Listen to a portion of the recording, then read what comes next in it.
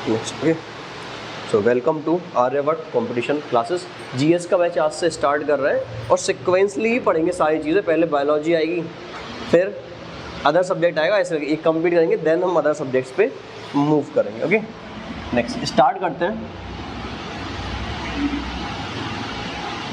Biology से। Okay, आप words के क्लासिफिकेशन को जितना अच्छे से समझ लोगे ना, उतना अच्छे से आपको कोई भी सब्जेक्ट याद हो जाएगा।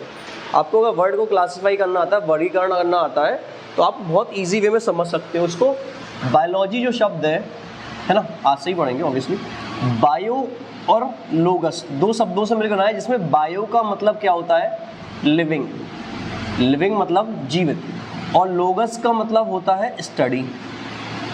तो जो भी जीवित चीज़ों की स्टडी है उसको हम क्या कहते हैं, बायोलॉजी कहते हैं। अब जीवित चीज़ों में इंसान भी आते हैं, पेड़ पौधे भी आते हैं, दोनों ही आते हैं, ठीक है। तो study of living is known as biology. Second question आता है, father of biology. Father of biology कौन है? इंग्लिश में लिखते हैं हम एरिस्टोटल, और हिंदी में हम कहते हैं अरस्तु। तो बायोलॉजी के जनक किसको माना गया है? अरस्तु को माना गया। यहाँ तक क्लियर? कोई दिक्कत नहीं। अब बायोलॉजी की कितनी ब्रांचेस हैं? दो ब्रांचेस हैं। कौन कौन सी? एक तो है zoology and second one is botany. Zoology को हम जंतु विज्ञान कहते हैं, बॉटनी को हम वनस्पति विज्ञान कहते हैं, ठीक है। इसमें हम एनिमल्स के बारे में स्टडी करते हैं, इसमें हम प्लांट्स के बारे में स्टडी करते हैं। जूलॉजी के फादर ऑफ जूलॉजी किसको माना गया है? ये भी कौन है? अरस्तु ही है। लेकिन फादर ऑफ बॉटनी कौन है? तो ये है थियोफ्रेस्टस। थियोफ्रेस्टस। 3-4 क्वेश्चन है। पहला ये कि study of living is known as biology. Second question, biology के जनक कौन है? अरस्तु है। थर्ड क्वेश्चन, बायोलॉजी को दो पार्ट में डिवाइड किया गया है, बॉटनी में और जूलॉजी में। क्लियर? बॉटनी के जनक कौन है? थियोफ्रेस्टस है। जूलॉजी के कौन है? तो पहले जो है हम वो जूलॉजी वाला पोर्शन पढ़ेंगे, उसके बाद हम किस पे आएंगे, फिर हम बॉटनी पे आएंगे। क्लियर? जूलॉजी का पढ़ते हैं, स्टार्टिंग करते हैं जूलॉजी से। क्लियर? यहाँ से पढ़ेंगे और आपको सारी चीज़ें एक एक करके, और साथ में ही क्या है, मैं डेली के 10 क्वेश्चन भी अपलोड करूँगा वीडियोस के फॉर्म में, शॉर्ट के फॉर्म में। 15-15 सेकंड के होंगे, 20-20 सेकंड के। उससे देख लोगे तो क्वेश्चन भी सारे के सारे प्रीवियस ईयर रिवाइज हो जाएंगे। क्लियर? ओके,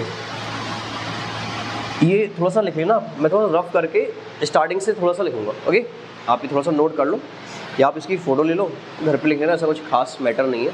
थोड़ा सा ये आप देख लो।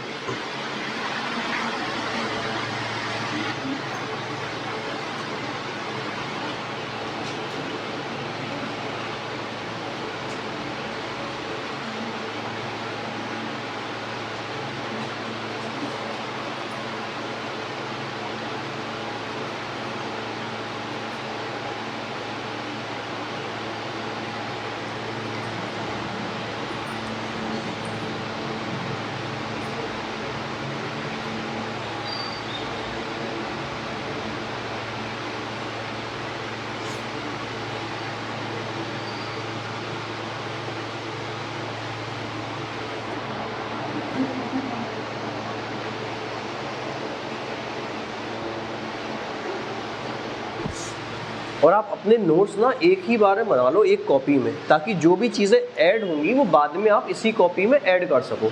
बार बार नोट्स नहीं आते। एग्जाम के पहले आपके सारे के सारे नोट्स बन के रखे हो, आप सिर्फ रिवाइज कर रहे हो। अब आप वीडियो देख रहे हो अगर यही वाली, तो आप क्या करो, वीडियो देखो, नोट्स खोल के रख लो, सामने का पूरा रिवाइज हो जाएगा। तो सारे चैप्टर्स एक साथ में आप बना लो, ऐसा है। ठीक है,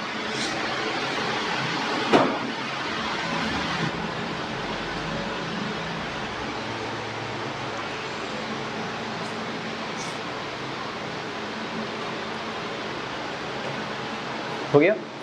बेसिक सी चीज़ है, थोड़ा सा फैक्चुअल पॉइंट्स है, कभी कभी शायद से पेपर में आ जाएंगे, इसलिए बता दिया हमने आपको। ठीक है, हो गया। नेक्स्ट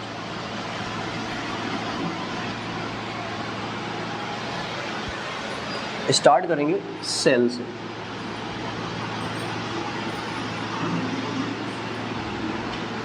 तो कहते हैं, हिंदी में कहते हैं कोशिका। ठीक है, सेल।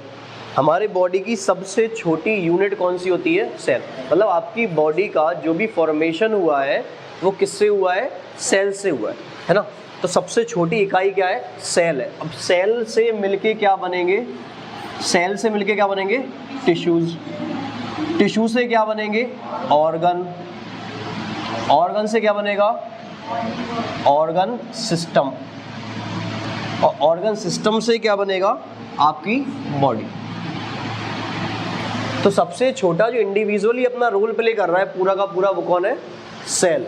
इसीलिए हम कहते हैं सेल को smallest unit of our body. मानव शरीर की सबसे छोटी है किसी बॉडी की सबसे छोटी इकाई कौन सी होती है? सेल। यहां तक कोई डाउट नहीं। सेकंड पॉइंट है, ये इकाई है लेकिन कैसी है? तो स्ट्रक्चरल एंड फंक्शनल। भाई संरचनात्मक है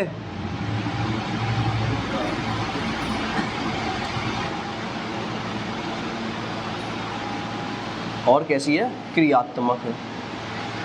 संरचनात्मक कैसे है? कि हमारी बॉडी की संरचना हुई है वो किससे हुई है? कोशिकाओं से हुई है। क्रियात्मक कैसे है? कि जब ये सेल फंक्शन करेगी तभी तो हमारी बॉडी का मूवमेंट होगा, तभी तो हमारी बॉडी कुछ प्रोसेस करेगी आगे। इसलिए क्या है? स्ट्रक्चरल और फंक्शनल है। Second, smallest unit of our body, मानव शरीर की सबसे छोटी इकाई है। अगला क्वेश्चन आता है स्टडी ऑफ सेल। कोशिका के अध्ययन को क्या कहते हैं? कोशिका के अध्ययन को, तो कोशिका के अध्ययन को हम कहते हैं साइटोलॉजी। ये क्वेश्चन आता है, पूछ लिया जाता है। कोशिका के अध्ययन को कहा जाता है साइटोलॉजी कहा जाता है। कुछ फैक्चुअल पॉइंट्स हैं, मैं लिख ही दे रहा हूँ सारे के सारे। First thing is smallest cell. सबसे छोटी कोशिका कौन सी है? दैट इज माइकोप्लाज्मा गैलीसेप्टिकम, या फिर इसका ही दूसरा नाम है PPLO। क्लियर? ये दो होते हैं। Next is largest cell. ये ओवरऑल पूछ रहे हैं हम आपसे, ओवरऑल, ठीक है। लार्जेस्ट सेल कौन सी है? ऑस्ट्रिच एग, शुतुरमुर्ग का अंडा जो होता है वो सबसे बड़ी कोशिका है। सेल का मतलब होता है कोशिका। हिंदी मीडियम में भी कभी कभी कोशिका को सेल लिख के ही दे देंगे, तो आप कोशिका और सेल दोनों ही याद रखें। Next, smallest cell of human body. मानव शरीर की सबसे छोटी कोशिका कौन सी है? स्पर्म, जिसको हम कहते हैं शुक्राणु। फिर largest cell of human body, मानव शरीर की सबसे बड़ी कोशिका कौन सी है? ओवम, अंडाशय। Clear? Next question, longest cell. Longest cell of human body, सबसे लंबी कोशिका कौन सी है? तो ये है न्यूरॉन, या हिंदी में कहते हैं तंत्रिका कोशिका। ये कुछ फैक्चुअल पॉइंट्स है, डायरेक्टली आपसे पूछे सबसे छोटी सेल कौन सी है? माइकोप्लाज्मा गैलीसेप्टिकम या फिर PPLO, सबसे छोटी सेल। ओवरऑल बताएंगे उसमें। सेकेंड इज लार्जेस्ट सेल कौन सी है? Ostrich egg.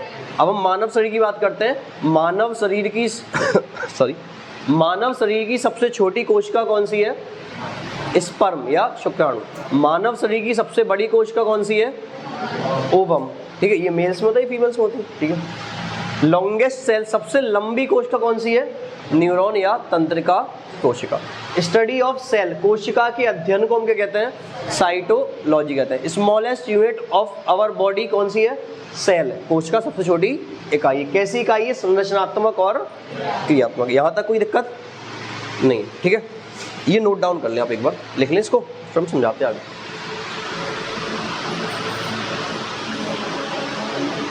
एक चीज़ और देख लो, फिर लिख लेना आप। एक वर्ड आता है सेल थ्योरी। सेल थ्योरी क्या है?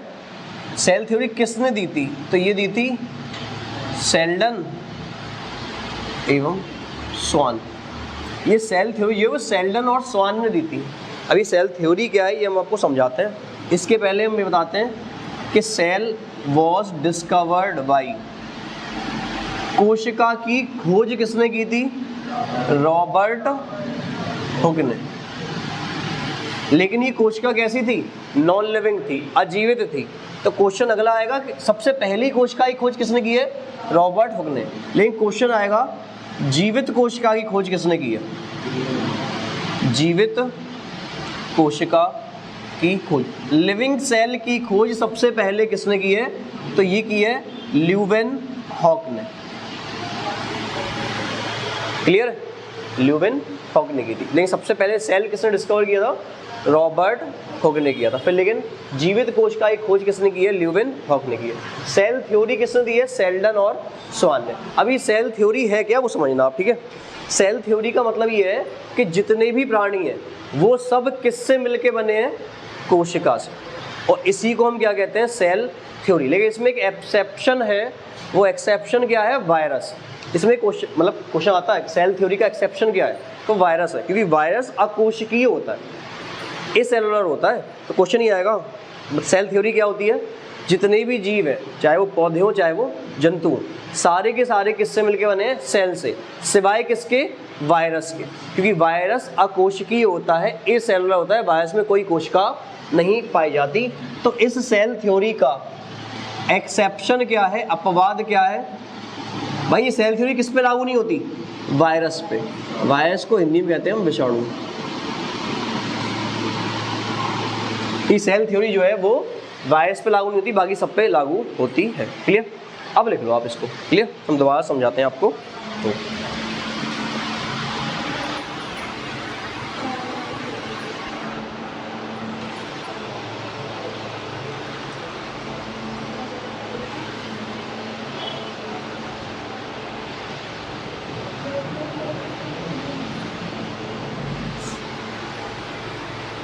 आप चाहो तो अभी फोटो ले लो, बाद में वीडियो देख के भी लिख सकते हो, घर पे आराम से समझ के लिख सकते हो, जैसे आपको कंफर्टेबल लगे अब वैसा कर सकते हैं।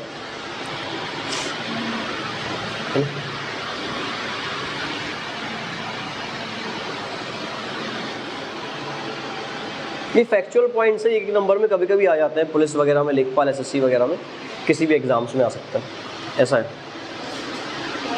ओके,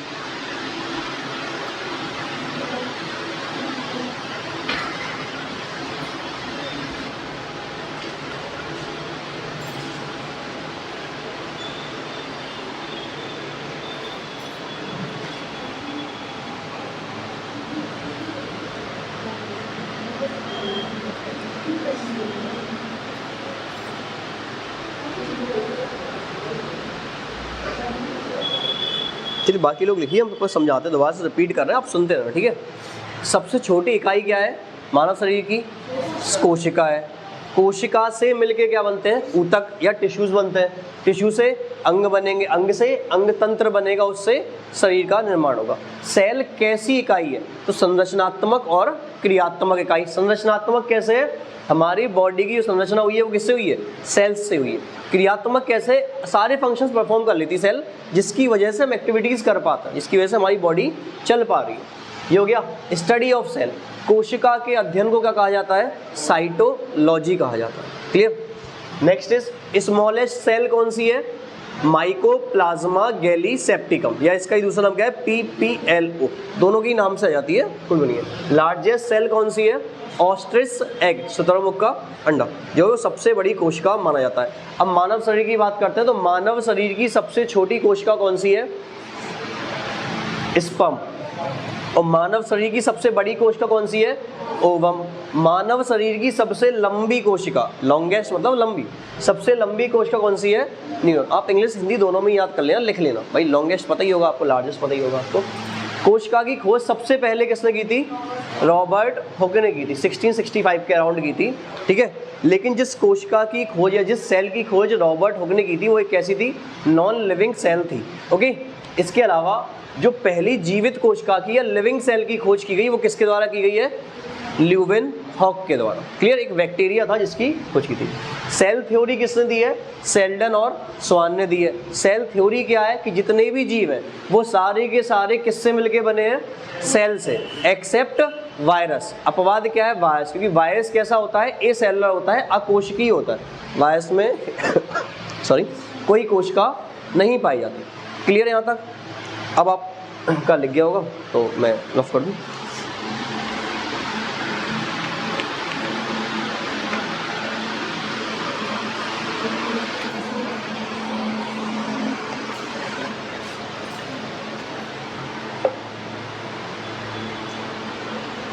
ये इस साइड वाला लिख गया सबका? ये हो गया।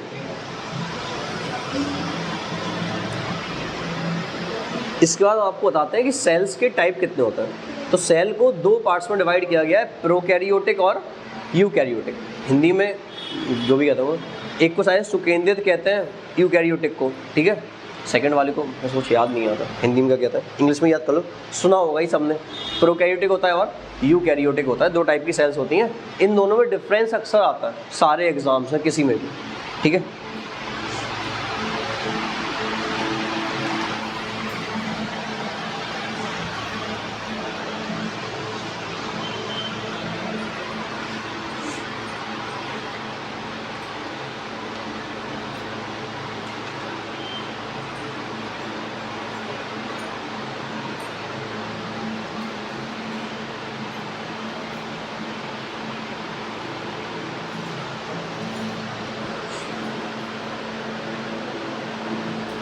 लिख गया?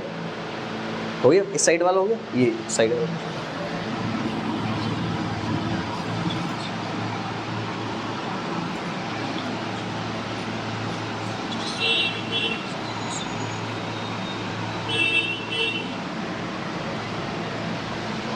उस साइड वाला लिखा है। सेल्स को हमने दो पार्ट्स में डिवाइड किया, कौन कौन से? Prokaryotic and second one is eukaryotic. दोनों में डिफरेंस देखते हैं क्या है प्रोकैरियोटिक में और यूकैरियोटिक में, ठीक है।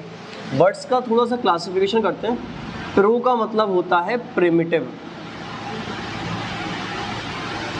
है ना, और कैरी का मतलब होता है न्यूक्लियस,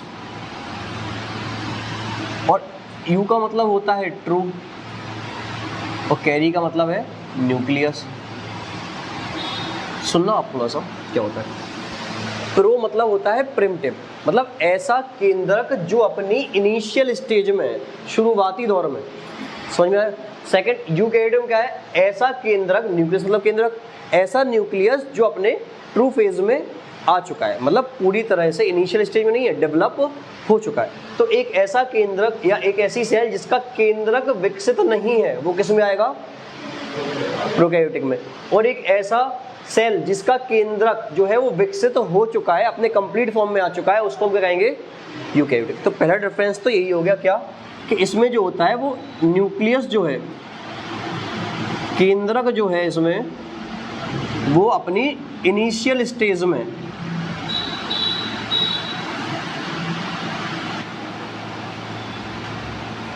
मतलब डेवलप, अनडेवलप्ड है, अविकसित है। केंद्रक कैसा है? अविकसित है, पहली बात। और इसमें केंद्रक कैसा है? इसमें केंद्रक कैसा होगा? विकसित होगा। क्लियर? पहला पॉइंट। इसमें केंद्रक अविकसित है, इसमें केंद्रक विकसित है। ये अपनी शुरुआती दौर में इसमें पूरा बन चुका है, पहली बात। न्यूक्लियस के ऊपर एक न्यूक्लियस लेयर होती है, न्यूक्लियर मेम्ब्रेन कहते हैं जिसको हम, ठीक है, जिसको हम कहते हैं केंद्रक भित्ति या केंद्रक झिल्ली, जो भी कहते हो हिंदी में, न्यूक्लियस मेम्ब्रेन कहते हैं। तो इसमें जो न्यूक्लियस मेम्ब्रेन है, जब ये अपनी इनिशियल स्टेज में है, तो क्या इस पे न्यूक्लियस मेम्ब्रेन आई होगी? तो इसकी न्यूक्लियस मेम्ब्रेन कैसी होती है? एब्सेंट होती है, मतलब इसमें उपस्थित नहीं होती। जबकि इसके केंद्रक के ऊपर न्यूक्लियस मेम्ब्रेन कैसी होती है? प्रेजेंट, मतलब आ चुकी होती है। मतलब क्या है, जैसे कि मान लो ये सेल है, एक सेल ये है, ठीक है, इसके केंद्रक के ऊपर मेम्ब्रेन नहीं है, तो इसके केंद्रक के अंदर का जो डीएनए है, क्रोमोसोम्स है, ये पूरी कोशिका में फैले होंगे। जबकि इसका केंद्रक विकसित है, तो केंद्रक के ऊपर एक क्या है, लेयर है, तो इसका जो डीएनए जीन्स वगैरह होंगी ये कहाँ होंगी, केंद्रक के अंदर ही होंगी। समझ में आया? मेम्ब्रेन है तभी तो विकसित है, इसलिए क्या है, यूकैरियोटिक है। इसमें मेम्ब्रेन नहीं आई है तो न्यूक्लियस बना ही नहीं है, तो न्यूक्लियस के अंदर का जो मटेरियल है वो सारा का सारा पूरी कोशिका में फैला होगा। इसी वजह से हम इसको क्या कहते हैं, प्रोकैरियोटिक, मतलब एक ऐसा केंद्रक जो कि विकसित हुआ ही नहीं है। और जब विकसित नहीं हुआ है तो उस पर कोई मेम्ब्रेन आई नहीं है, मेम्ब्रेन नहीं आई है तो अलग से न्यूक्लियस नहीं है, पूरी कोशिका में फैला है। जबकि इसमें क्या है, अपने इनिशियल स्टेज से आगे आ गया है, डेवलप हो चुका है केंद्रक, और केंद्रक डेवलप हो चुका है, इसका मीन्स ये है कि न्यूक्लियस मेम्ब्रेन आ चुकी है। और न्यूक्लियस मेम्ब्रेन जब आ चुकी है तो न्यूक्लियस के अंदर क्रोमोसोम्स, जीन्स, डीएनए जो होते हैं वो केंद्रक के अंदर ही रहेंगे। क्लियर है? इसमें जो न्यूक्लियस के अंदर का मटेरियल है, डीएनए जो होगा पूरी सेल में होगा, जबकि इसमें जो डीएनए होगा वो न्यूक्लियस के अंदर होगा। समझ में आया? नेक्स्ट देखते हैं, थर्ड पॉइंट। ये तो दो हो गए। अब इसमें कौन कौन सी चीज़ आती है, जैसे कि आपका बैक्टीरिया हो गया, ये किस में आता है, इसमें आता है। ब्लू ग्रीन एल्गी का नाम सुना, नीले हरे शैवाल होते हैं, ब्लू ग्रीन एल्गी। एक आर्काई का नाम सुना है, ये तीनों किसके एग्जाम्पल है, प्रोकैरियोटिक के। जबकि एमीबा जो है या फिर ऑल अदर,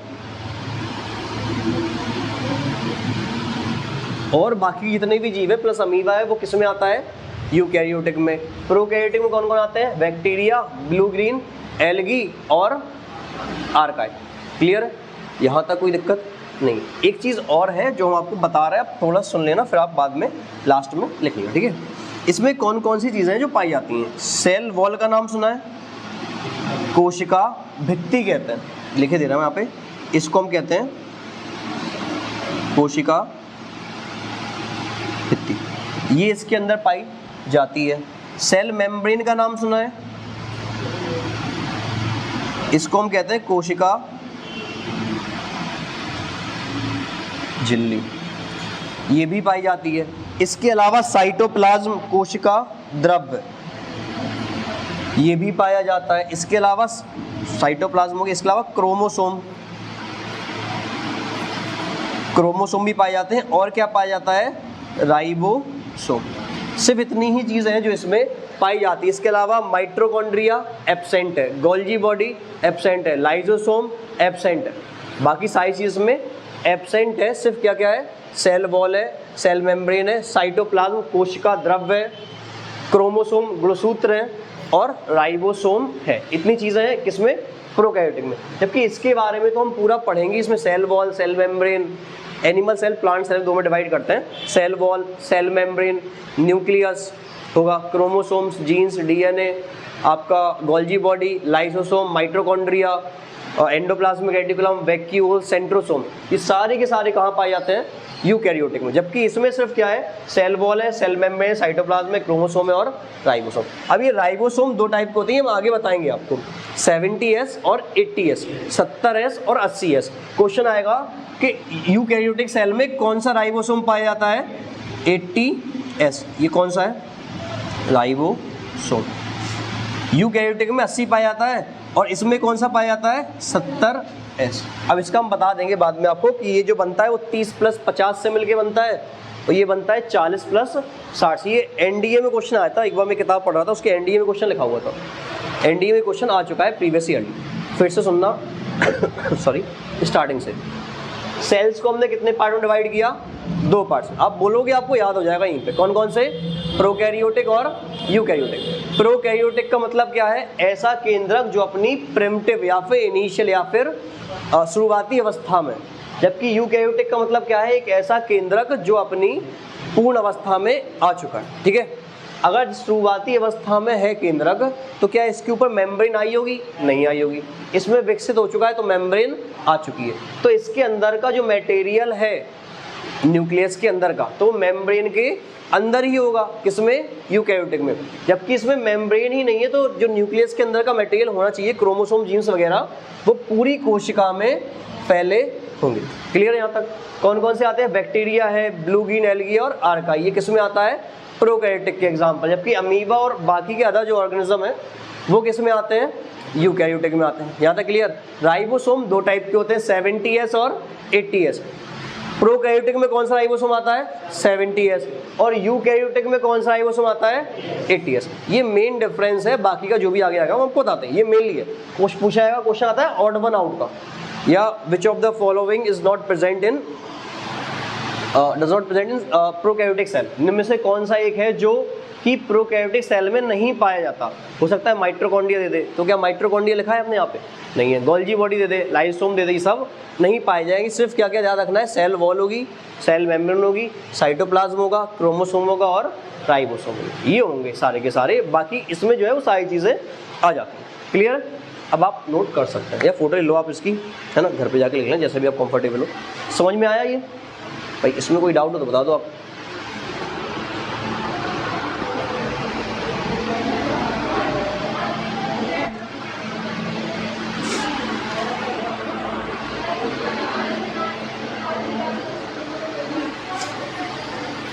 इसमें कोई डाउट है? नहीं है? जीत गए, किसी को नहीं है तो हमें भी नहीं है। ये तो साइड का लिख ही गया था आपका ना। एक सेकंड,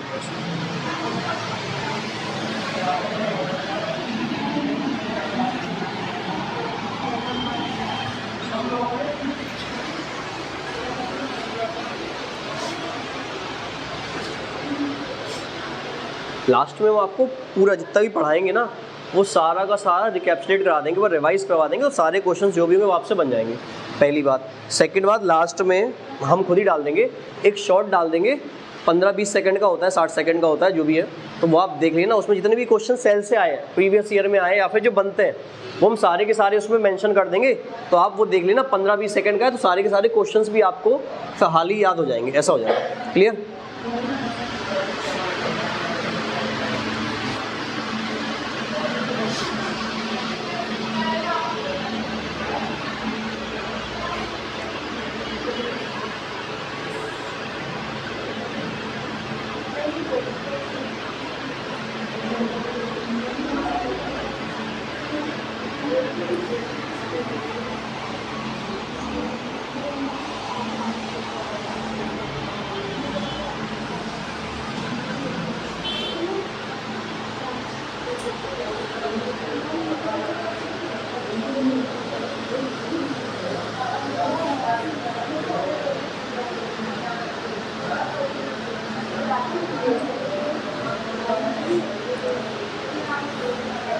यहाँ तक क्लियर सबको? कोई डाउट, कोई सवाल जवाब नहीं है? कोई बात नहीं है।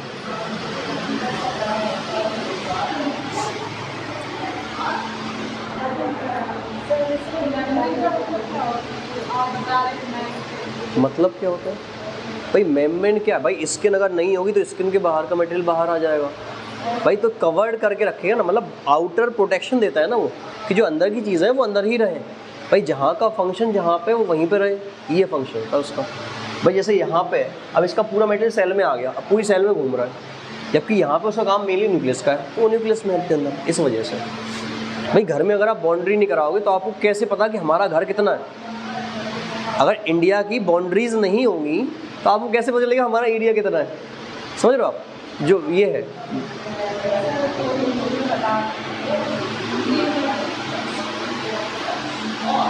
हिंदी में क्या, यही तो हमने हिंदी में तो बताया,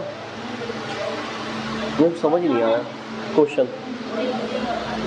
अच्छा इन सबको नहीं बिल्कुल तुम बता देना भाई। ये इनिशियल स्टेज का होता है, शुरुआती अवस्था में, शुरुआती होता है ना। नहीं आप बता दो, हिंदी इंग्लिश का तो हम बता देंगे। न्यूक्लियस का मतलब केंद्रक होता है, अनडेवलप नहीं आप बिल्कुल बता दो, हिंदी में बता देंगे हम आपको। अनडेवलप मतलब हो गया अविकसित।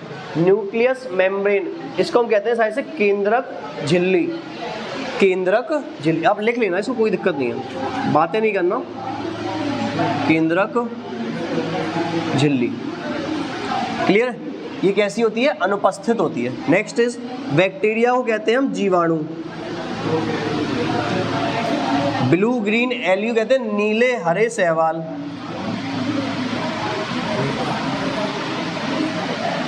क्लियर।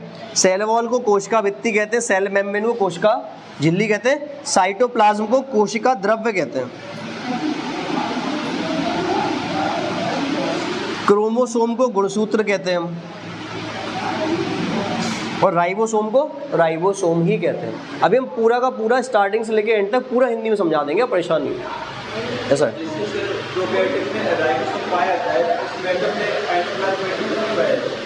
किसमें भाई, ये मैटर ही नहीं है, न्यूक्लियस ही नहीं है। एंडो अभी हम आगे समझाएंगे आपको, तो आपको समझ में आएगा क्लियर क्यों नहीं है, हमने क्यों नहीं बताया। अभी हम आगे आएगा जब हम डायग्राम बनाएंगे सेल का, तो आपको अच्छे समझ में आएगा कि ऐसा क्यों है ना।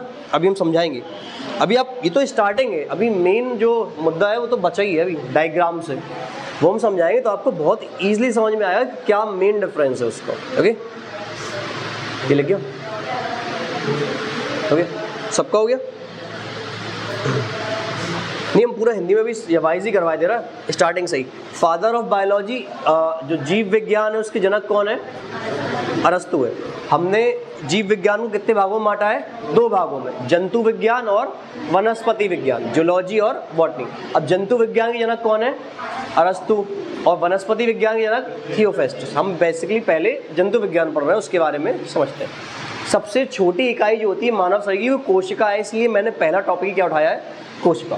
पहला स्टडी ऑफ सेल, कोशिका के अध्ययन को कहते हैं साइटोलॉजी। सबसे छोटी इकाई कौन सी है?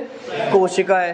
कैसी इकाई है? संरचनात्मक और क्रियात्मक, स्ट्रक्चरल एंड फंक्शनल यूनिट है। यहाँ तक क्लियर है? ओके। सबसे छोटी कोशिका कौन सी है? Mycoplasma gallisepticum. इसका ही दूसरा नाम क्या है? PPLO। पूरा फुल फॉर्म होता है प्लूरा न्यूमेनिया, है ना, लाइक ऑर्गेनिज्म ऐसा होता है। आप गूगल करके लिख सकते हैं, हम लिखवा देंगे, भी कोई बड़ी बात नहीं है, ठीक है। PPLO के नाम से आता है, न्यूमेनिया के नाम से भी आया एक आध बार, चल जाता है। नेक्स्ट, सबसे बड़ी कोशिका कौन सी है? ऑस्ट्रिच एग, शुतुरमुर्ग कहते हैं ऑस्ट्रिच को, भाई इतना तो आइडिया होगा। नेक्स्ट इज मानव शरीर की सबसे छोटी कोशिका स्पर्म, मानव शरीर की सबसे बड़ी कोशिका ओवम, मानव शरीर की सबसे लंबी कोशिका न्यूरॉन, तंत्रिका कोशिका, ठीक है, मेनली ब्रेन्स में पाई जाती है आपके में, ऐसा। नेक्स्ट अगला सवाल आता है, सेल थ्योरी किसने दी है? सेल्डन और स्वान। सेल थ्योरी है क्या? कि जितने भी जीव हैं वो सब किससे मिलके बने? कोशिका से, सिवाय एक के, किसके? वायरस या विषाणु के, क्योंकि विषाणु कैसा होता है? अकोशिकीय होता है, एसेलुलर होता है। यहाँ तक क्लियर है? सेल की खोज किसने की है? रॉबर्ट हुक ने, लेकिन वो सेल कैसी थी? अजीवित थी। तो लिविंग सेल की खोज सबसे पहले किसने की? ल्यूविन हुक ने। यहाँ तक क्लियर है? ओके। सेल्स को हमने कितने पार्ट्स में डिवाइड किया? 2 पार्ट में। कौन कौन से? प्रोकैरियोटिक और यूकैरियोटिक। यूकैरियोटिक को तो सुकेंद्रित कहते हैं, इसको कुछ कहते होंगे, मेरे को याद नहीं हिंदी में क्या कहते हैं इसको, इंग्लिश में कर लो, प्रोकैरियोटिक और यूकैरियोटिक। सुना तो होगा आपने, ऐसा नहीं है नहीं सुना हो, ठीक है। प्रोकैरियोटिक में प्रो का मतलब क्या है? प्रिमिटिव, प्रिमिटिव मतलब होता है शुरुआती दौर में, और कैरी का मतलब होता है न्यूक्लियस या केंद्रक। तो ऐसा केंद्रक जो अपनी शुरुआती अवस्था में है उसको क्या कहेंगे? प्रोकैरियोटिक कहेंगे। और एक ऐसा केंद्रक जो अपनी पूर्ण अवस्था में आ चुका है उसको क्या कहेंगे? यूकैरियोटिक कहेंगे। इतना सा क्लियर है? जब ये अपनी अविकसित अवस्था में, अभी इसका केंद्रक अविकसित है, तो मतलब इसके न्यूक्लियस के ऊपर, इसके केंद्रक के ऊपर जो झिल्ली आती है, मेम्ब्रेन आती है, वो नहीं आई होगी। क्लियर है? इसीलिए लिखते हैं न्यूक्लियस मेम्ब्रेन कैसी है, जबकि इसमें जो है वो आ चुकी है, इसलिए कहते हैं न्यूक्लियस मेम्ब्रेन कैसी है? प्रेजेंट है। यहाँ तक क्लियर है? ओके। अब इसमें जो न्यूक्लियस के अंदर का मटेरियल होता है वो तो न्यूक्लियस मेम्ब्रेन के अंदर ही होगा, कोशिका भित्ति के, सॉरी न्यूक्लियस केंद्रक भित्ति के, झिल्ली के अंदर ही होगा। जबकि इसमें जो मटेरियल अंदर का है वो पूरी कोशिका में फैला होगा। क्यों फैला होगा? क्योंकि केंद्रक के ऊपर जो है वो झिल्ली नहीं है, इसलिए वो पूरी कोशिका में फैला। नेक्स्ट इज, कौन कौन से एग्जाम्पल इसके? बैक्टीरिया, जीवाणु कहते हैं, ब्लू ग्रीन एल्गी, नीले हरे शैवाल कहते हैं, आर्काइको, ठीक है। इसमें अमीबा और सारे जितने भी जीव आएंगे वो सारे के सारे किस में आ जाएंगे? यूकैरियोटिक में आ जाएंगे। हम मेनली स्टडी भी किसकी करते हैं? यूकैरियोटिक के बारे में मेनली पढ़ना होता है, एग्जाम में क्वेश्चन इससे आते हैं, इसमें जो आएंगे वो इस पॉइंट से आ जाते हैं, पता है, ठीक है।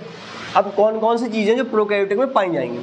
सेल वॉल प्रेजेंट होती है, सेल मेम्ब्रेन प्रेजेंट होती है, साइटोप्लाज्म प्रेजेंट है, क्रोमोसोम प्रेजेंट है और राइबोसोम भी है। हिंदी में कहते हैं कोशिका भित्ति, कोशिका झिल्ली। क्रोमोसोम को गुणसूत्र कहते हैं, साइटोप्लाज्म को कोशिका द्रव्य कहते हैं, राइबोसोम को। क्वेश्चन आएगा कि प्रोकैरियोटिक में कौन सा राइबोसोम पाया जाता है? 70S। जबकि यूकैरियोटिक में कौन सा राइबोसोम पाया जाता है? 80S। ये S जो होता है ये सेडिमेंटेशन कोफिशिएंट होता है। हिंदी में मेरे को नहीं पता है, जो भी कहते हो इसको कहते हैं, इसका भी नहीं आएगा। एनडीए में सिर्फ एक क्वेश्चन था कि जो 70S राइबोसोम है, हम बता दे रहे हैं, यहाँ पे आप लिख लेना, जो 70S राइबोसोम होता है ये किस किस का कंपोजिशन होता है, किस किस से मिलके बना होता है? तो ये बना होता है 30S प्लस 50S। तभी तो है, बता तो रहे, एक सेकंड रुको तो आप, है ना। और जो 80S राइबोसोम है ये किस किस से मिलके बना है? 40S plus 60। तो क्या, ये तो 100 हो गया। ये बीच का जो 10 वाला भाग है इसमें ये ऐसा होता है, ये कॉमन है। और नीचे वाले में भाई 20 एक्स्ट्रा आ रहा है, मतलब दोनों मिलके 20 पार्ट कॉमन होगा, ऐसा होता है। क्लियर है? यही क्वेश्चन आया था किसमें? एनडीए के एग्जाम में देखा था, प्रीवियस की किताब उठाएंगे आपको मिल जाएगा। अच्छा, आप जब भी पेपर देने जाओ तो रिसेंटली जो पेपर हुए हैं उनको स्टडी करके जाओ, क्योंकि पेपर में क्वेश्चंस नए बहुत ही कम आते हैं, 2-4-10 क्वेश्चन नए होते हैं, बाकी यहाँ वहाँ के पेपर्स उठा के रख देते हैं। तो आप उनको जरूर एक बार देख के जाओ, ठीक है। तो प्रीवियस ईयर पेपर्स आप सबके देख लोगे तो आपको हेल्प मिल ही जाएगी। तो 70S राइबोसोम किस किस से मिलकर बना होगा? 30 प्लस 50S से। और 80S राइबोसोम किस किस से मिलकर बना होगा? 40 प्लस 60S से। क्लियर है? ये लग गया सबका? कोई दिक्कत है यहाँ तक? नहीं है? ये रफ कर दो। अब ध्यान से सुनना, जो ये डायग्राम है ये बड़ा इंपॉर्टेंट है। आपको अगर ये समझ में आ गया, आपको पूरी सेल के सारे क्वेश्चंस बन जाएंगे। हम खुद ही लास्ट में आपसे पूछ लेंगे, आप खुद ही बता दोगे सारे के सारे आंसर्स।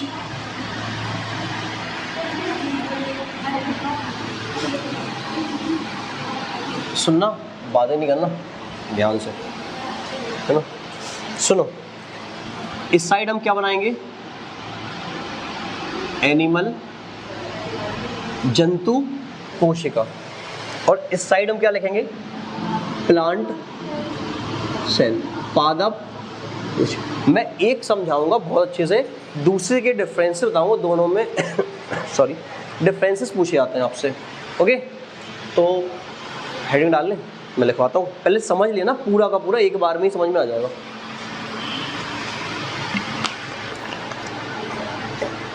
देखो,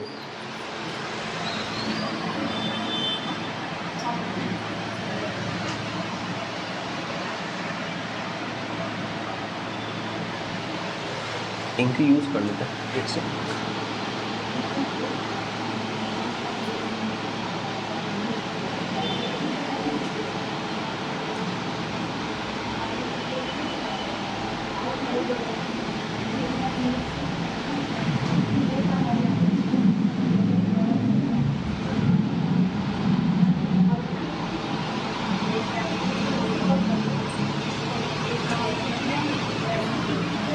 ये डायग्राम है, ये एनिमल सेल है, वो प्लांट सेल है। इस टाइप में शेप में दिखती है कुछ कुछ, ठीक है।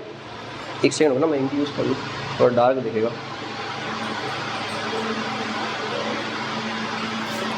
आराम से ना, लास्ट में क्वेश्चन हम सारे के सारे इकट्ठे करवा देंगे, जो भी होगा।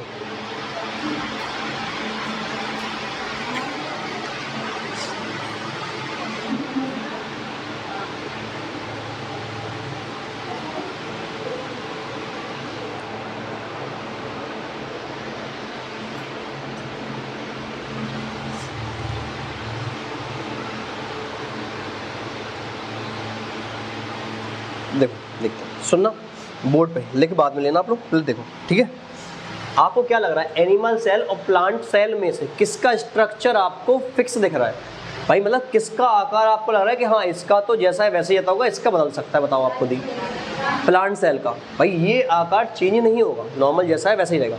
लेकिन आप ये देखो, ये इतना तो प्रॉपर सर्कुलर है ना कुछ है, तो इसका आकार चेंज हो सकता है। तो as compare to plant cell, animal cell का स्ट्रक्चर फिक्स नहीं होता। जंतु कोशिका का आकार बदलता रहता है, प्लांट का लगभग फिक्स होता है। यहाँ तक क्लियर है? कोई दिक्कत नहीं है। प्लांट सेल में आप देख रहे हो दो लेयर, एक ये है, दूसरी ये है। इसकी सबसे बाहरी लेयर कौन सी है? Cell wall. इसको हम कहते हैं कोशिका भित्ति। और नीचे वाली कौन सी है? Cell membrane. इसको हम कहते हैं कोशिका झिल्ली। क्लियर? तो पहला डिफरेंस तो यहीं से, और जबकि एनिमल सेल में एक ही लेयर है, इसको हम क्या कहते हैं? Cell membrane. इसको हम कहते हैं कोशिका झिल्ली। अभी आप सुनो, सिर्फ लास्ट में लिखना डायग्राम, पूरा फोटो ले लेना जो भी है। देखो पहला डिफरेंस ये हो गया, प्लांट सेल की सबसे बाहरी परत कौन सी है? कोशिका भित्ति। जबकि जंतु कोशिका की सबसे बाहरी परत कौन सी है? कोशिका झिल्ली। इसमें सेल वॉल और सेल मेम्ब्रेन दोनों पाई जाती हैं, जबकि इसमें सिर्फ क्या है? सेल मेम्ब्रेन है। एक डिफरेंस हो गया। इसकी जो सेल वॉल होती है प्लांट सेल की, काय की बनी होती है? सेल्यूलोज। सेल्यूलोज को हिंदी में सेल्यूलोज ही कहते हैं। एक टाइप का कार्बोहाइड्रेट होता है। कार्बोहाइड्रेट 3 टाइप के होते हैं, मोनोसेक्राइड, ओलिगोसेक्राइड और पॉलीसेक्राइड। तो सेल्यूलोज एक टाइप का पॉलीसेक्राइड होता है जिसकी सेल वॉल बनी होती है। यहाँ तक क्लियर है? कोई दिक्कत नहीं। सेल मेम्ब्रेन काहे की बनी होती है? तो ये बनी होती है लिपोप्रोटीन की। लिपो का मतलब होता है फैट, फैट का मतलब होता है वसा। प्रोटीन को भाई प्रोटीन ही कहते हैं, तो पता ही है आपको। क्लियर है यहाँ तक? पहला डिफरेंस क्या है? प्लांट सेल या पादप कोशिका की सबसे बाहरी लेयर कौन सी है? Cell wall. जबकि एनिमल सेल की सबसे बाहरी लेयर कौन सी है? Cell membrane. उसमें दोनों लेयर है, सेल वॉल भी है, सेल मेम्ब्रेन भी है। जबकि एनिमल सेल में सिर्फ क्या है? Cell membrane. प्लांट सेल की सेल वॉल किसकी बनी होती है? सेल्यूलोज की। और दोनों की ही सेल मेम्ब्रेन सॉरी किसकी बनी होती है? लिपोप्रोटीन की। लिपो मतलब होता है फैट, लिपिड, लिपिड को फैट कहते हैं, और फैट का मतलब होता है बसा, बसा की और प्रोटीन की बनी होती है। यहाँ तक कोई दिक्कत नहीं। अब पहले हम एनिमल सेल समझा रहे हैं, इसकी बेसिस पे हम आपको इसमें डिफरेंसेस बताएंगे। तो आपका ध्यान सिर्फ यहाँ होना चाहिए। सबसे बाहरी लेयर जंतु कोशिका में क्या है? Cell membrane. किसकी बनी है? लिपोप्रोटीन। इसके अंदर क्या होगा? साइटोप्लाज्म। साइटोप्लाज्म को कहते हैं कोशिका द्रव्य। क्लियर? कोशिका द्रव्य कहते हैं। अब ये कोशिका द्रव्य किस किस का बना होता है? तो होता है सॉल्ट प्लस सॉल्ट और वाटर। क्लियर? फंक्शन हम आपको बाद में समझा रहे हैं, पहले समझाते ही चलना है, ठीक है? साइटोप्लाज्म। अब भाई कोशिका में अगर किसी चीज़ को एक जगह से दूसरी जगह जाना है, भाई कोई इंसान तो है नहीं कि यहाँ से उठाएगा और यहाँ पर रख देगा, तो वो कैसे जाएगी? बहते हुए जाएगी, वाटर में बहते हुए जाएगी। तो उसके लिए क्या होता है? साइटोप्लाज्म में सॉल्ट और वाटर होता है। तो इसी पानी से बहते हुए एक जगह से दूसरी जगह पे कोई मटेरियल, न्यूट्रिएंट किसी को भी जाना है तो वो चला जाता है। क्लियर है यहाँ तक? तो कोशिका की सबसे बाहरी लेयर एनिमल सेल की सेल मेम्ब्रेन, इसके अंदर क्या बना है? साइटोप्लाज्म। साइटोप्लाज्म या कोशिका द्रव्य, कोशिका द्रव्य किसका बना है? Salt plus water. यहाँ तक क्लियर है?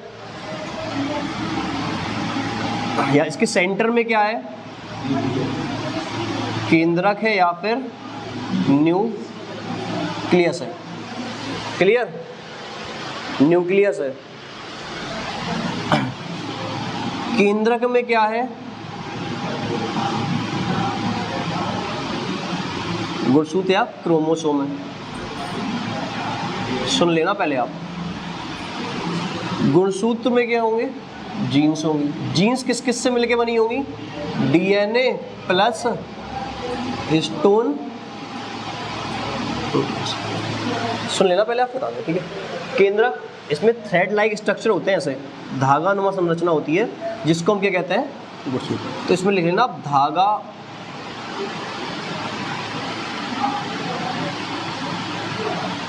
थ्रेड लाइक स्ट्रक्चर होता है, उसको हम क्या कहते हैं? क्रोमोसोम। सेंटर में क्या है? केंद्रक है। यहाँ तक क्लियर है? केंद्रक में क्या है? गुणसूत्र है। गुणसूत्र में क्या है? जीन्स।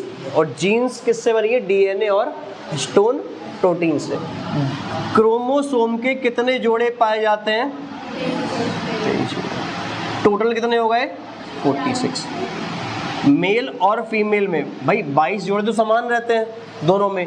मेल में कौन सा एक अलग होता है? X Y, last pair. और फीमेल्स में क्या होता है? X X. यहाँ तक कोई दिक्कत नहीं। डीएनए का फुल फॉर्म क्या है? इसका होता है डीऑक्सी राइबो न्यूक्लिक एसिड या अम्ल। ठीक है? यहाँ तक कोई दिक्कत नहीं है। कोशिका के केंद्रक की खोज किसने की थी? रॉबर्ट ब्राउन ने। फिर सुन लेना सारे क्वेश्चन। एनिमल सेल की सबसे बाहरी लेयर कौन सी है? Cell membrane. किसकी बनी है? आप बोलते रहोगे तो आपको याद हो जाएगा, क्योंकि हमें तो याद है, लिपो और प्रोटीन की। कोशिका के अंदर क्या भरा है? कोशिका द्रव्य, साइटोप्लाज्म भरा है, ठीक है। साइटोप्लाज्म किस किस का बना होता है? सॉल्ट और, ताकि कोई भी चीज़ को एक जगह से दूसरी जगह जाना है, पानी बह के पहुँच जाएगी, ठीक है। नेक्स्ट, सेंटर में क्या है? केंद्रक। केंद्रक में क्या है? गुणसूत्र। गुणसूत्र में जीन्स। जीन्स में डीएनए प्लस हिस्टोन प्रोटीन से बना है, जिसमें डीएनए का फुल फॉर्म क्या है? Deoxy ribo nucleic acid. Chromosomes के कितने पेयर होते हैं ह्यूमन में? 23। तो टोटल कितने होंगे? 46। क्लियर है? 22 सेम रहते हैं। लास्ट जो मेल और फीमेल, एक पुरुष और एक महिला को डिफरेंशिएट करता है, जो अलग अलग करता है, वो कौन सा होता है? मेल में XY, फीमेल में XX। यहाँ तक क्लियर है? ओके। आनुवांशिकता के लिए कौन जिम्मेदार होता है? जीन्स। ये लिख लेना, आनुवांशिकता। इनहेरिटेंस के लिए रिस्पॉन्सिबल क्या होती हैं? जीन्स होती है। क्लियर है? यहाँ तक कोई डाउट किसी को नहीं है? अभी आप सुनते हैं ना, लास्ट में आपको हो जाएगा।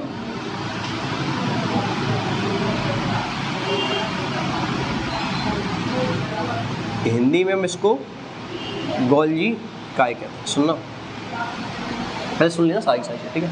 यहाँ तक क्लियर है? ओके। गोल्जी काय का फंक्शन क्या है? जैसे मान लो सेल में कोई चीज़ आई, कोई भी न्यूट्रिएंट आया, खनिज पदार्थ आया कोई भी, उसको सही जगह भेजने का काम कौन करता है? वो जाएगा कैसे?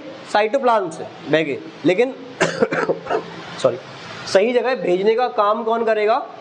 Golgi body. इसीलिए हम गोल्जी बॉडी को किस नाम से जानते हैं? ट्रैफिक मैनेजर या फिर ट्रांसपोर्ट मैनेजर। हिंदी में कहते हैं यातायात प्रबंधक। तो इस गोल्जी बॉडी के दो तीन काम होते हैं। पहला क्या है कि सही खनिज पदार्थ, सही चीज़ को सही जगह पे भेजना, पहला हो गया फंक्शन। सेकंड फंक्शन क्या है कि जो चीज़ सेल में काम की नहीं है उसको सेल से बाहर निकालना, तो क्लीनिंग का काम भी करता है। यहाँ तक क्लियर है? दो चीज़ें, ठीक है। इसके अलावा पैकिंग, भाई एक खाने को दूसरे खाने से या खनिज पदार्थ से मिलने नहीं देगा, तो सही जगह भेजने का काम कौन करता है? Traffic police. भाई तुम इस डायरेक्शन में जाओगे, तुम इस डायरेक्शन में जाओगे। यहाँ पे जो भी कोशिका के अंदर आया उसको सही जगह भेजने का काम कौन कर रहा है? Golgi body. इसलिए इसको क्या कहते हैं? ट्रैफिक या ट्रांसपोर्ट मैनेजर। हिंदी में यातायात। यहाँ तक कोई डाउट नहीं। नेक्स्ट आएगा जो क्या होता है? लाइसोसोम।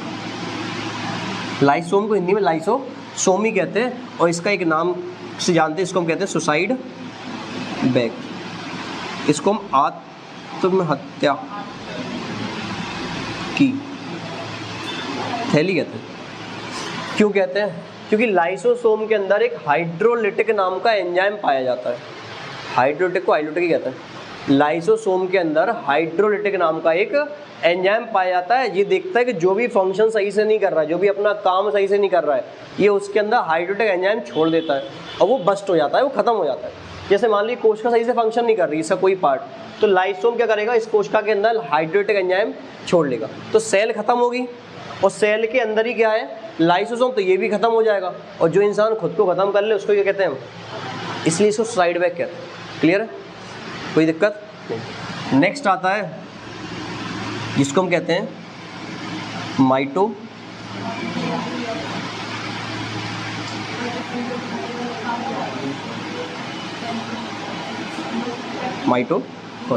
और माइटोकॉन्ड्रिया को किस नाम से जानते हैं? Power house of the cell. ऊर्जा का पावर हाउस कहते हैं। यहाँ तक क्लियर सबको? क्यों कहते हैं? क्योंकि आपकी जो एनर्जी का फॉर्मेशन होता है वो कहाँ पे होता है? माइटोकॉन्ड्रियम होता है। हम आपको प्रोसेस समझाए दे रहे हैं, बाकी मेनली जो हम पढ़ेंगे वो बाद में ही पढ़ेंगे। और लगभग जो एनर्जी बनती है वो किस फॉर्म में बनती है? ATP। इसका फुल फॉर्म क्या है? Adenosine try phosphate. क्वेश्चन ये भी आया है सुपर डेड या किसी में आया था। ATP का फुल फॉर्म क्या होता है? Adenosine triphosphate. कुछ आता है माइटोकॉन्ड्रिया में एनर्जी किस फॉर्म में बनती है? ATP के फॉर्म में। Power house of the cell के नाम से कौन जाना जाता है? माइटोकॉन्ड्रिया। होता क्या है एक प्रोसेस होती है C6H12O6 ग्लूकोज है। जब इससे क्या मिलेगा, ऑक्सीजन, इसका कंबशन खाने का जलना स्टार्ट होगा, ये 6CO2 + 6H2O प्लस एनर्जी में टूट जाएगा। और ये एनर्जी किस फॉर्म में होती है, और ये प्रोसेस कहाँ होती है, माइटोकॉन्ड्रिया। इसीलिए हम कहते हैं कि ऊर्जा बन रही है। और ये एनर्जी जो माइटोकॉन्ड्रिया में बनती है, अच्छा श्वसन दो टाइप के होते हैं, वायवीय और अवायवीय, एरोबिक और एनएरोबिक, ठीक है। तो जो वायवीय श्वसन होता है वो कहाँ होता है, और इस वायवीय श्वसन से जो एनर्जी बनती है कितनी बनती है, 36। अवायवीय श्वसन कहाँ होता है, साइटोप्लाज्म में, आगे बताएंगे जब आएगा। अवायवीय श्वसन कहाँ होता है, साइटोप्लाज्म में, और वायवीय कहाँ होता है, माइटो। वायवीय श्वसन से कितनी एनर्जी बन रही, 36, और अवायवीय से कितनी बनती है, 2, 4 बनती है, 2 यूज हो जाती है, 2 बचती है। अच्छा बताओ दोनों में से ज़्यादा किसमें बन रही है, 2 या 36? तो जहाँ एनर्जी ज़्यादा बनेगी उसी को तो पावर हाउस कहेंगे। इसीलिए माइटोकॉन्ड्रिया को power house of the cell कहा जाता है। क्लियर है। जैसे कि आप भाई, आपका जो भी खाना कार्बोहाइड्रेट डाइजेस्ट होगा, जो भी आप कार्बोहाइड्रेट खाएंगे वो किस फॉर्म में लास्ट टूटता है, ग्लूकोज के फॉर्म में। क्लियर है। तो ग्लूकोज के फॉर्म में आ गया यहाँ पे, ठीक है। इसके बाद आप सांस लोगे, ऑक्सीजन अंदर जाएगी, सारी गैसें अंदर जाएंगी, ऑक्सीजन का यूज़ होता है मेनली। तो ऑक्सीजन ली, ऑक्सीजन लंग्स के कूपिकाओं में जाके स्टोर हो गई। अब ब्लड आएगा, रक्त आएगा, लंग्स से ऑक्सीजन को लेगा और कहाँ जाएगा लेके, सेल्स तक। सेल्स में भी कहाँ, माइटोकॉन्ड्रिया में। अब यहाँ पे ऑक्सीजन छोड़ देगा, सेल पे ऑक्सीजन छोड़ देगा। अब ये ऑक्सीजन और जब ग्लूकोज मिलेंगे तो खाने का जलना स्टार्ट हो, खाना जलेगा तो किस फॉर्म में टूटेगा, CO2, H2O और एनर्जी के फॉर्म में। तो हमें एनर्जी मिलती है कितनी, 36 ATP की। यहाँ तक क्लियर है। ये प्रोसेस होती है, लंग्स में समझाएंगे अच्छे से कैसे होती है, क्या क्या चीज़ें होती है। यहाँ तक क्लियर है, यहाँ तक कोई डाउट नहीं आएगा। नेक्स्ट देखना आप,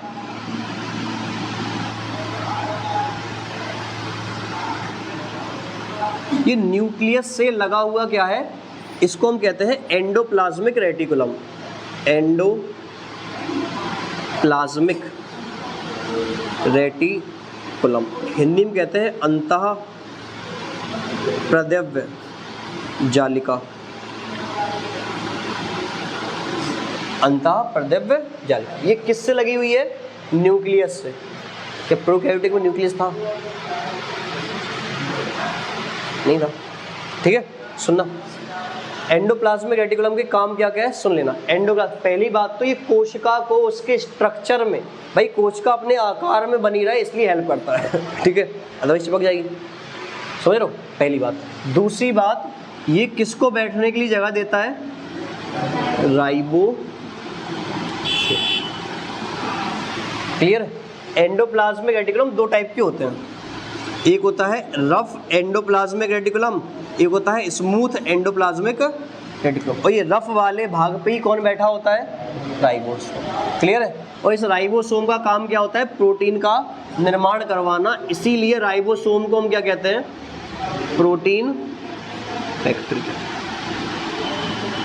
हालांकि अकेले राइबोसोम को नहीं, ribosome plus rough endoplasmic reticulum को मिला के कहते हैं प्रोटीन की फैक्ट्री। लेकिन आप याद रखो, कभी क्वेश्चन आएगा कि प्रोटीन की फैक्ट्री किसे कहते हैं, तो राइबोसोम, या प्रोटीन फैक्ट्री किसे कहते हैं, राइबोसोम। यहाँ तक क्लियर। अभी हम पूरा दोबारा से रिवाइज करवाएंगे, परेशान नहीं। एक और चीज़ आती है फिर, जिसका नाम क्या है,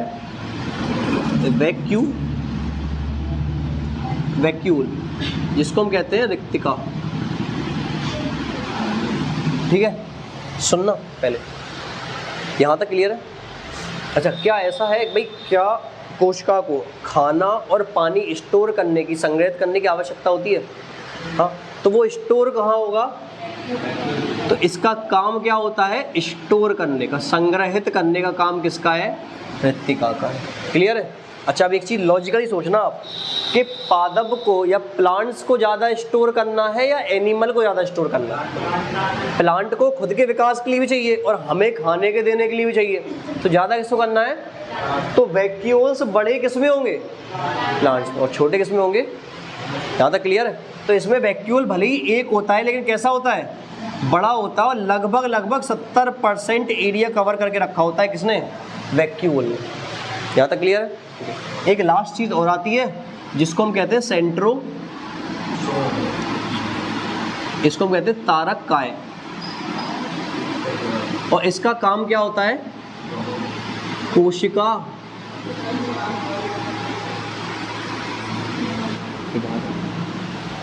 क्लियर है?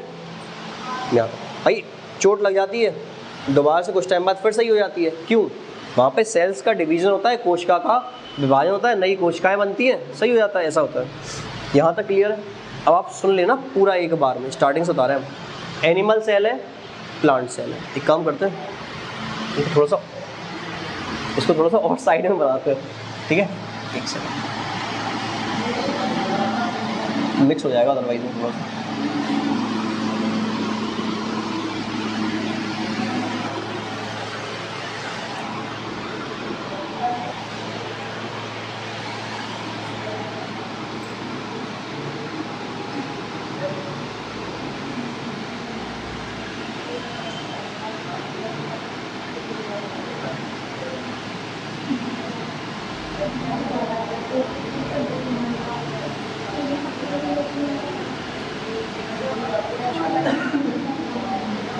ठीक है, देखो सुनो सारी चीज़ें। सबसे पहला, प्लांट सेल की सबसे बाहरी परत कौन सी है? सेल वॉल, कोशिका भित्ति, इसको हम कहते हैं कोशिका भित्ति। किसकी बनी होती है? सेल्यूलोज। और अंदर वाली परत कौन सी है? सेल मेम्ब्रेन, कोशिका झिल्ली। ठीक है, ये अभी सॉरी डिफरेंस समझा रहे हैं आप, क्लियर? सबसे बाहरी परत कौन सी है प्लांट सेल में? कोशिका भित्ति। जबकि एनिमल सेल में सबसे बाहरी परत कौन सी है? कोशिका झिल्ली। यहाँ तक क्लियर है? पहला, कोशिका प्लांट सेल की कोशिका भित्ति किसकी बनी है? सेल्यूलोज की, जबकि इसमें तो है ही नहीं। लेकिन सेल मेम्ब्रेन दोनों में किसकी बनी होती है? लिपोप्रोटीन की। लिपो का मतलब क्या होता है?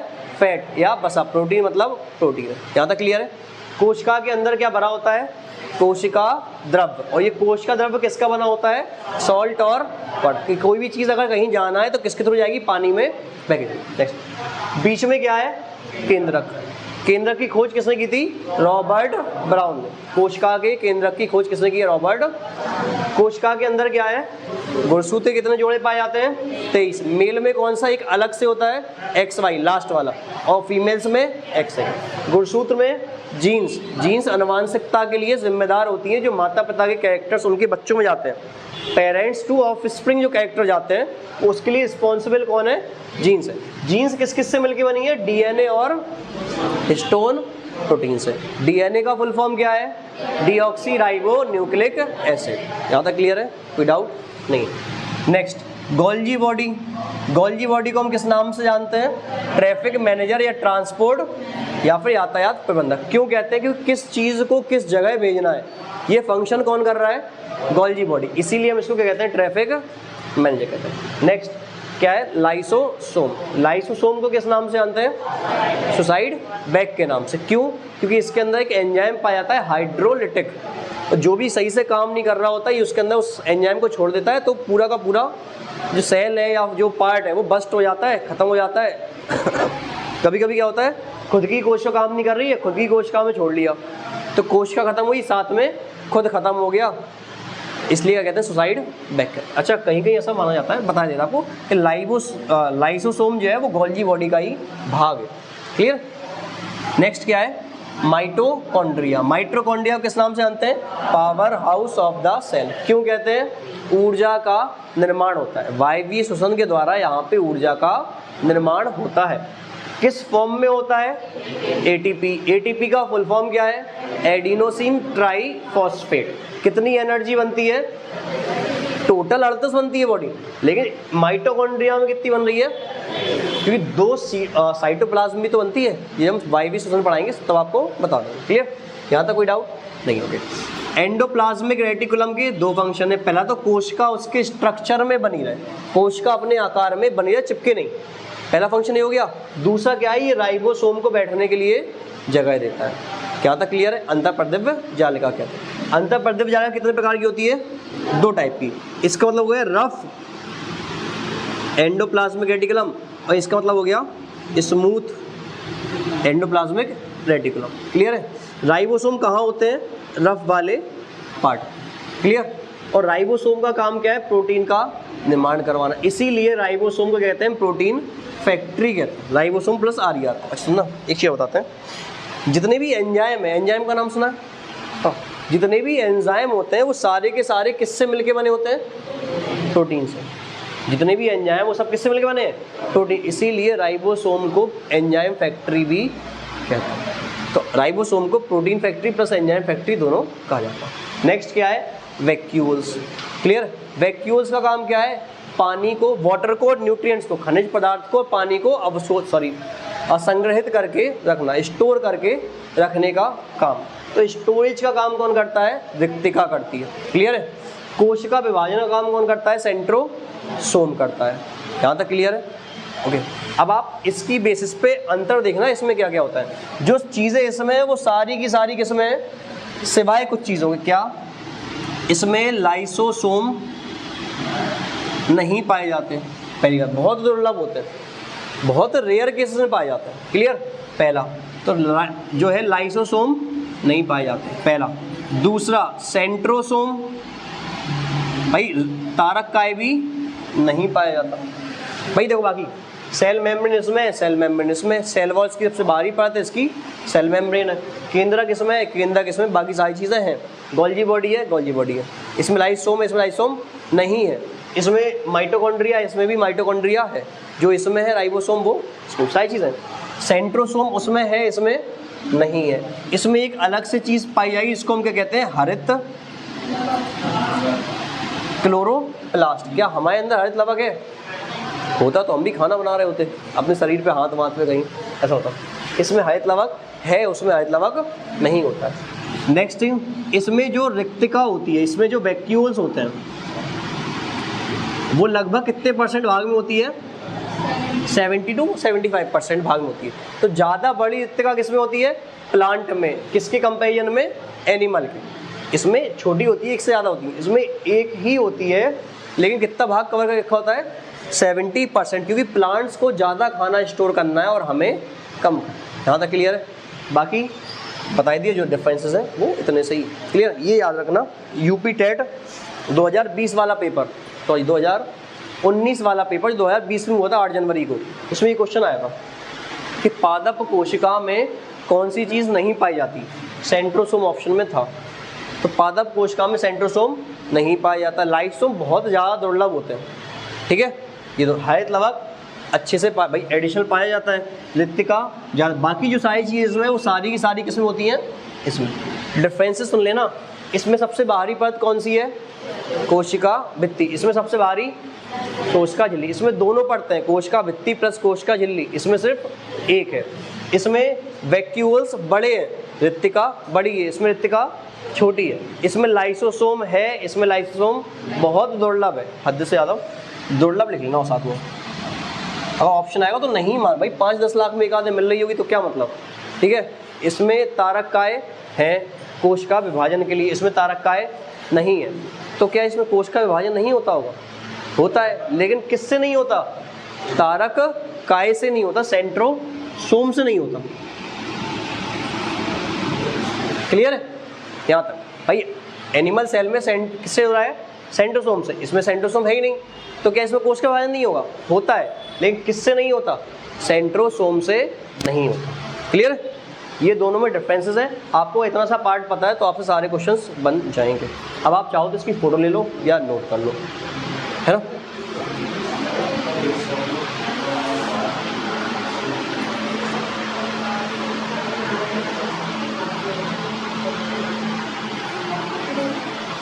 ओके, आज के लिए इतने रखते हैं। आपको जो भी डाउट्स होंगे वो आप बता दीजिएगा, हम सॉल्व करवा देंगे सारे के सारे। ओके, क्या रिवाइज करवा ही देते हैं हम एक बार सारा का सारा। ओके, वेट कर लो। इसमें कोई डाउट है? अब कोई क्वेश्चन बचा नहीं होगा भाई, जितनी भी होगी मैक्सिमम क्वेश्चंस हमने कवर कर लिए। ठीक है? आप प्रैक्टिस करके देखना, आपको ज़्यादातर क्वेश्चंस इससे मिल जाएंगे।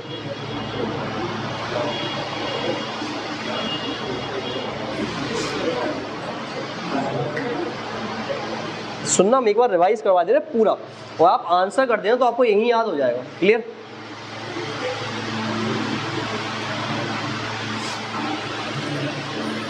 फोटोग्राफी होगी, फोटो ले ली। Okay next.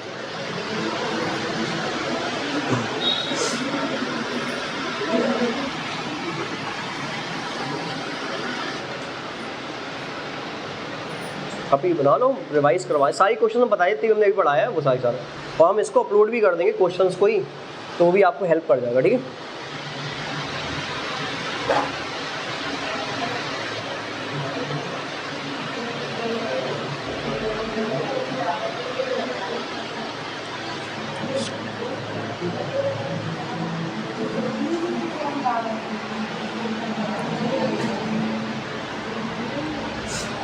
लिखिए या फोटो ले लो, घर पे लिख लेना, बहुत टाइम लगेगा उसमें, 20 मिनट लग जाएंगे आपको, कम से कम 15-20 मिनट लिखने में, मतलब 10-15 मिनट लग जाएंगे, 5-10 मिनट तो लग ही जाएंगे, ऐसा हो जाएगा। हाँ आप फोटो ले लो, घर पे लिख लेना, या वीडियो से देख के लिख लेना ग्रुप पे। हाँ आप ग्रुप पे डाल देना जिसने भी सही आई हो, वरना वीडियो तो है ही आपके पास, आप देख के लिख लेना, उससे ऐसा हो जाएगा, बहुत टाइम लग जाएगा। हम आपको इतनी में रिवाइज करवाए थे, साइज सुनना एक बार, स्टार्टिंग से हम सब कुछ बता दे रहे हैं आपको, बातें करे बिना सुन लेना और बता देना, ठीक है। फादर ऑफ बायोलॉजी कौन है? अरस्तु है, क्लियर। बायोलॉजी कितने पार्ट्स में डिवाइड किया गया है? 2 पार्ट्स में, कौन कौन से? जूलॉजी और बॉटनी में। जूलॉजी के जनक कौन है? अरस्तु, और बॉटनी के थियोफ्रेस्टस। यहाँ तक क्लियर? जूलॉजी हमने सॉरी स्टार्ट किया हुआ, ओके। फर्स्ट किससे स्टार्ट किया है? सेल से। तो कोशिका के अध्ययन को क्या कहते हैं हम? साइटोलॉजी कहते हैं। सबसे छोटी इकाई क्या है? सेल ही। अच्छा एक बात बताओ, सुनना भाई, ये कोशिका है, ठीक है, और कोशिका के अंदर गोल्गी बॉडी, लाइसोसोम, माइटोकॉन्ड्रिया है, तो ये कोशिका से छोटे होंगे या नहीं होंगे? सुनना पहले आप भाई, कोशिका ये सेल है, सेल के अंदर केंद्रक भी है, वैक्यूल्स भी है, सेंट्रोसोम भी है, लाइसोसोम है, गोल्गी बॉडी सब है, ये सब कोशिका से छोटे होंगे। लेकिन उसके बाद भी भाई, जिसको पहले पढ़ा चुके हैं वो आंसर नहीं करेगा, उसके बाद भी हमने इनको सबसे छोटी इकाई क्यों नहीं माना? आप सुनना क्या बोला, क्वेश्चन समझ में आया? हमने कोशिका को सबसे छोटी इकाई कहा है ना, जबकि कोशिका के अंदर क्या आ रहा है? माइटोकॉन्ड्रिया, लाइसोसोम, तो उससे भी छोटे हैं, तो इनको हमने क्यों नहीं माना? किसी को आइडिया? भाई जिसको पता हो बता सकता है, ऐसे हाथ उठा के। भाई क्या सवाल भी नहीं पूछा आपने, ऐसा क्वेश्चन है, सही है, क्यों नहीं माना? इसलिए भाई हमने क्या कहा है? सबसे छोटी इकाई। और इकाई क्या होता है? इकाई वो चीज़ है, वो टर्म है जो अपने सारे फंक्शन इकलौते परफॉर्म कर ले। क्या माइटोकॉन्ड्रिया सारे परफॉर्म कर लेगा? नहीं, ये सिर्फ क्या करेगा? एनर्जी देगा। क्या लाइसोसोम सारे काम कर लेगा? नहीं, ये सिर्फ क्या करेगा? खराब चीज़ों को करेगा। बाहर निकालने का काम या सही जगह भेजने का काम कौन कर रहा है? लेकिन ये सारी चीज़ें किसके अंदर आ रही हैं? सेल के अंदर। तो सेल सारे काम कर रहा है, इसीलिए हमने सबसे छोटी इकाई किसको माना है? सेल को, ना कि इनको। क्लियर है? तो सबसे छोटी इकाई क्या है? कोशिका है। यहाँ तक क्लियर? ओके। कोशिका की खोज किसने की थी? रॉबर्ट हुक ने। लेकिन जीवित कोशिका की खोज किसने की है? ल्यूवेन हॉक ने। यहाँ तक क्लियर? कोशिका सिद्धांत किसने दिया? सेल्डन और स्वान ने। और कोशिका सिद्धांत था क्या? कि जितने भी जीव हैं वो सारे के सारे किससे मिलके बने हैं? कोशिका से, सिवाय किसके? विषाणु के या वायरस के। वायरस कैसा होता है? अकोशिकीय होता है। यहाँ तक क्लियर है? ओके। सबसे छोटी सेल कौन सी है? Mycoplasma gallisepticum. ये दूसरा नाम क्या है? PPLO, pleura pneumonia like organism. Clear? Next, सबसे बड़ी सेल ऑस्ट्रिच एग, शुतुरमुर्ग का अंडा, सबसे बड़ी कोशिका होती है। मानव शरीर की सबसे छोटी कोशिका कौन सी है? स्पर्म। मानव शरीर की सबसे बड़ी कोशिका कौन सी है? ओवम। और मानव शरीर की सबसे लंबी कोशिका कौन सी है? तंत्रिका कोशिका या न्यूरॉन। यहाँ तक क्लियर है सबको? नेक्स्ट बताना कि भाई हमने सेल्स को कितने पार्ट में डिवाइड, सेल को कितने पार्ट में डिवाइड किया है? 2। कौन कौन से? प्रोकैरियोटिक और यूकैरियोटिक। प्रोकैरियोटिक का मतलब क्या है? ऐसा केंद्रक जो विकसित नहीं है। यूकैरियोटिक का मतलब क्या है? ऐसा केंद्रक जो विकसित हो चुका है। अब जो केंद्रक विकसित नहीं है, क्या उस पर मेम्ब्रेन होगी? नहीं होगी। और जो विकसित है उस पर मेम्ब्रेन होगी। एग्जाम्पल क्या क्या थे उसके? प्रोकैरियोटिक वाले के बैक्टीरिया, नीले हरे शैवाल और आर्काई। और बाकी सारे के सारे किस में आए थे? यूकैरियोटिक वाले आ गए।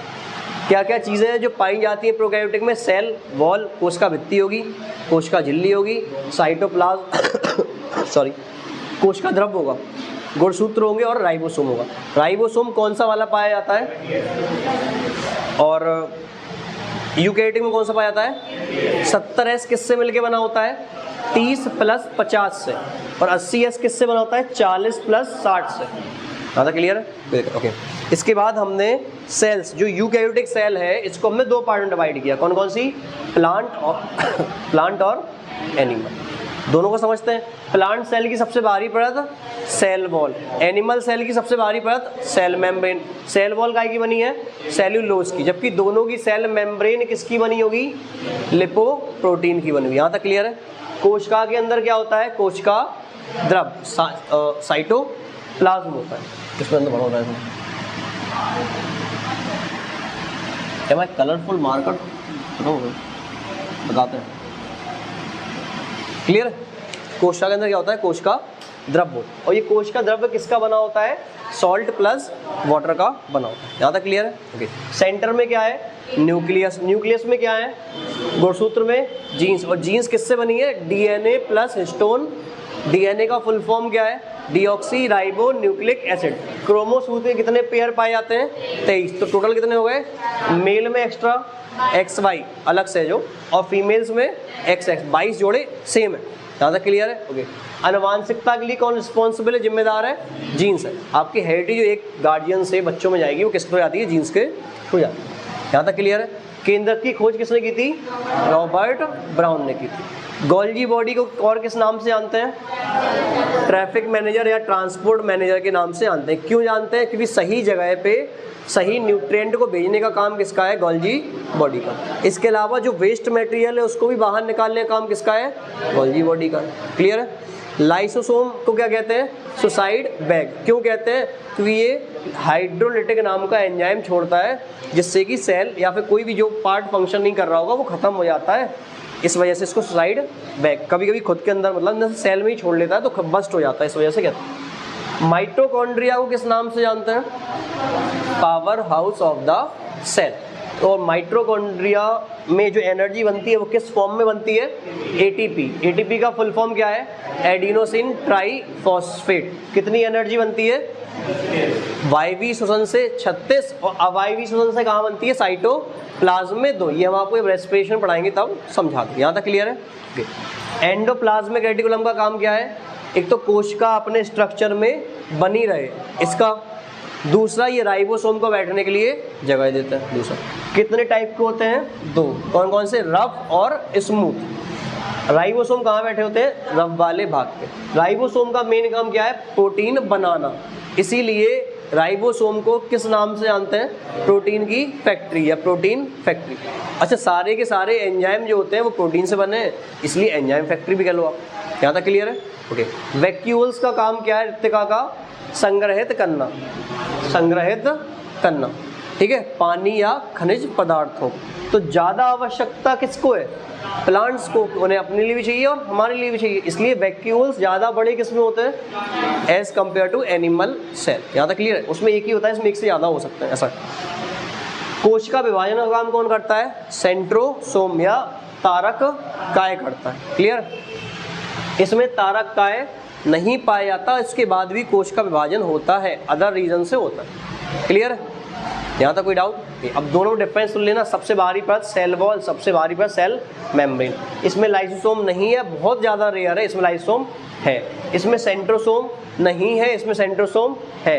इसमें हरित लवक है और इसमें हरित लवक नहीं है। इसमें वैक्यूल्स एक है लेकिन बहुत बड़ा है, 70 to 80% एरिया कवर करके रखा है पूरी कोशिका का। इसमें छोटा है लेकिन एक से ज़्यादा। अब कोई डाउट है? नहीं है? तो ये थी क्लास बायो की फर्स्ट लेक्चर। हम यूट्यूब पर अपलोड करवा देंगे तो आप वहाँ से भी देख लेना, जो नोट्स वगैरह वहीं से बना लेना। प्लस एक चीज़ और है, शॉर्ट्स के फॉर्म में जो क्वेश्चंस हमने बताए अभी ये भी अपलोड करा देंगे। तो 10, 20, 30 क्वेश्चन जितने भी हो जाएंगे अपलोड करा देंगे। तो साथ ही साथ आपको क्वेश्चन भी याद होता है, क्योंकि आप वो 15-20 सेकंड का वीडियो देख लेंगे तो याद हो जाएगा आपको, तो कोई डाउट नहीं होगा। अब इसमें कोई डाउट हो तो आप बता सकते हो, अदरवाइज क्लासेस हो। Thank you.